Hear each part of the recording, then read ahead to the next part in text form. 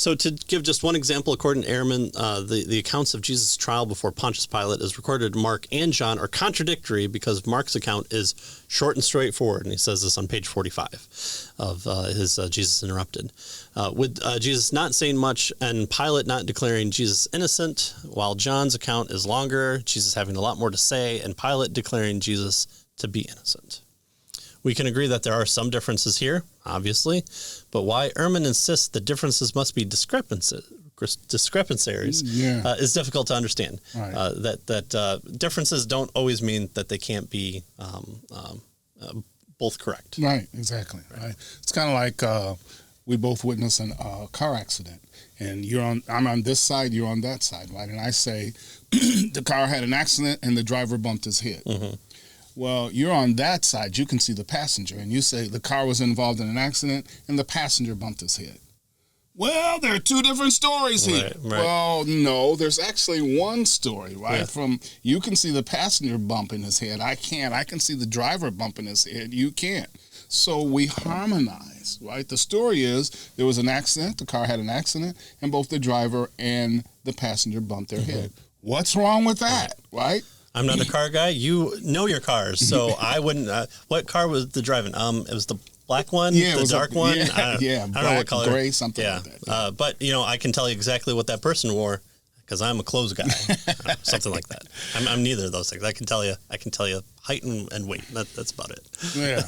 So what we have instead is different perspectives, right, by different authors on the same event. John includes details absent from Mark, but only unwarranted skepticism forces these two perspectives to be contradictions, right?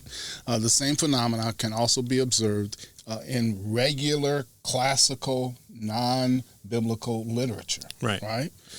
So in light of Ehrman's resistance to harmonizing the Bible material, it would be surprising if Ehrman grumbled when any kind of harmonization is accepted in these various writings, right, non-biblical writings, secular classical writings. But this would say more about Ehrman's own skeptical presuppositions than about the legitimacy of the common approach of harmonizing historical accounts. Right. It happens all the time. This is just what historians do. It seems odd because with the Bible, there's an understanding that in theory. Right. In theory, you can get the perfect answer. You can get fully harmonized and have the 100% correct answer because that's a nature of the person who's testifying, aka the Holy Spirit.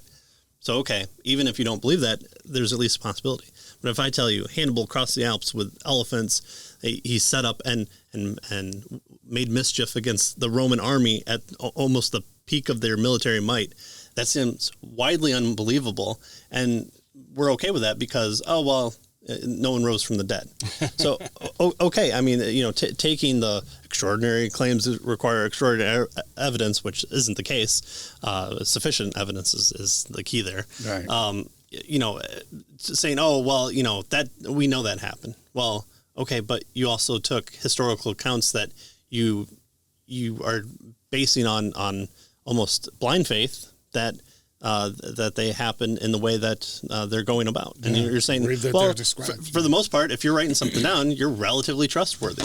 But, there are fiction writers who write really detailed stuff. Yeah. Does that mean we should take them and, they weren't writing fiction back then? Well, here's the one person that didn't. I mean, you can always put defeaters in there, whether they're legitimate defeaters or not, that you can explain away if your understanding is, I don't want to believe that Hannibal crossed the Alps with elephants, which he did. And then he was brought back to Carthage because he wasn't doing good enough. Like, he took on the I feel so bad for Hannibal. Yeah. I always wanted to defend Hannibal because he just got brought back. I was like, he set up shop in the northern kingdom of Rome and just was like, I got it. With elephants, he crossed the Alps with elephants. Poor Hannibal. If only.